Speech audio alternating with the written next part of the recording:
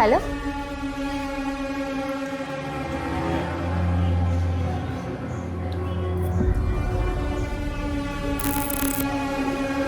சரி விடு, நான் பார்த்துக்கிறேன்.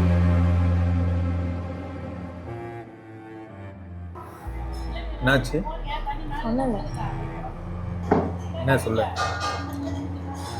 இல்லை, அப்பா ஒரு 10 லட்ச ரூபா வாங்கியிருந்தாரு. சரி. சேகர்கிட்ட. அவன் ரொம்ப டார்ச்சர் பண்ணுறான். வட்டிலாம் நாங்கள் கரெக்டாக தான் கட்டிகிட்டு இருக்கோம்.